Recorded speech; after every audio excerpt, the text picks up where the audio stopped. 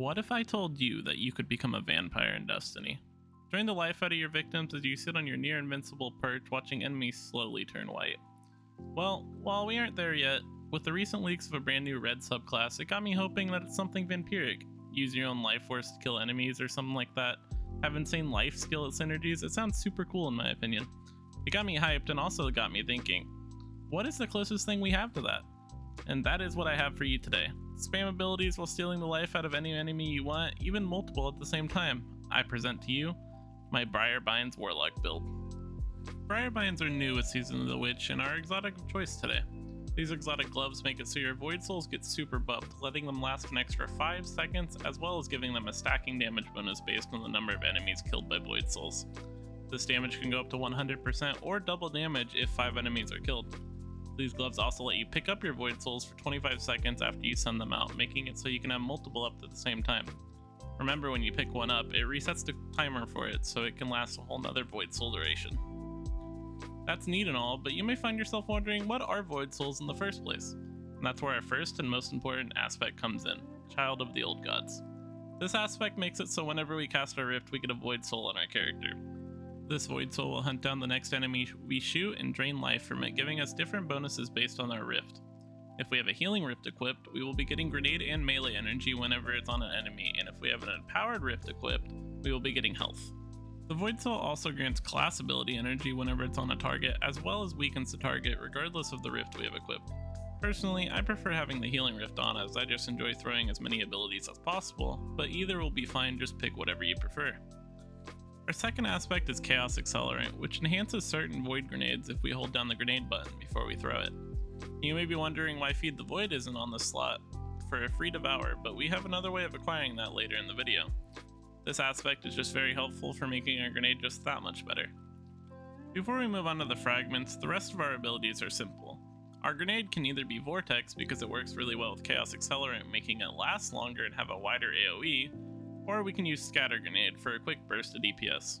I have been using Scatter a lot recently, but either are fine, just pick your poison. And for our super, I've been really enjoying the recently buffed Nova Warp, but if you want a quick cast super, Vortex Nova Bomb works wonders. Onto our fragments. First up, we have Echo of Harvest, which recently got a massive buff at the beginning of the season. Instead of needing a precision kill on a weakened enemy to get an Orb of Power, it now just requires a weakened kill to get an Orb of Power and a Void Breach. Remember that Void Souls weaken every time they touch an enemy, so this was a very welcome buff. This fragment has no internal cooldown, but Void Breaches do have a 5-second internal cooldown, so don't expect to be spammed with all of the Void Breaches in the world. This fragment pairs perfectly with our next one, Echo of Starvation, which grants us Devour whenever we pick up an Orb of Power or a Void Breach. Devour returns us to full health whenever we get a final blow on an enemy, as well as every time you pick up an orb, you will be granted with full health. This makes our survivability insane as long as we are killing enemies. The next fragment is Echo of Cessation, which makes it so that whenever we finish an enemy, an AoE effect happens, making all other enemies in the area volatile. Volatile means that next time they take damage, they will explode, dealing an AoE effect of damage to that enemy and all others in the area. This fragment also has another effect, which spawns in Void Breaches whenever volatile targets get defeated. Void Breaches are very helpful to the build because whenever we pick them up, we will be getting Devour and class ability energy. You might be thinking it's kind of annoying to try and finish everything just for a few extra Void Breaches, and that's where our last fragment comes into play, Echo of Instability. This fragment makes it so whenever you get a kill on an enemy with a grenade, you will be granted with 11 seconds of volatile rounds to any Void weapon you have equipped. This essentially means that if you continue to shoot enemies with a Void weapon, they will continue to blow up until the timer goes away. All these fragments are extremely helpful and synergize really well, providing a nice rotation of ability spam and weapon kills to keep everything flowing smoothly. As for the weapons with this build, there's nothing mandatory you have to use. I would just recommend slotting in a Void weapon in your energy and heavy slots, as volatile rounds is a nice bonus to damage whether you're using like a rocket, an LMG, or just a normal energy SMG or something. Go out experimenting with whatever you want. In the background gameplay, I was using Deterministic Chaos, which I guarantee people forgot existed. So use whatever you want. It works really well in like early game content no matter what, and in end game content, use whatever you need for champions. But yeah, nothing specific for the build, just go wild.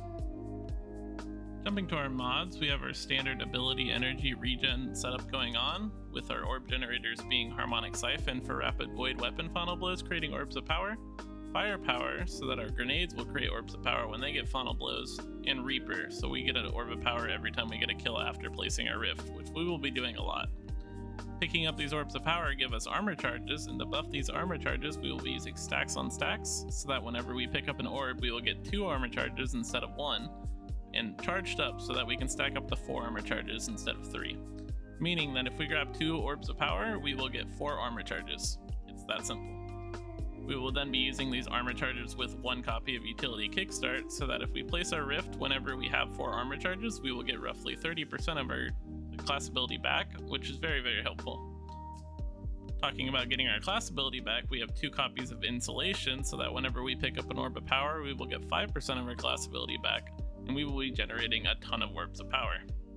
On top of that, we are using Bolstering Detonation, so that whenever we hit a target with our grenade, we get class ability back.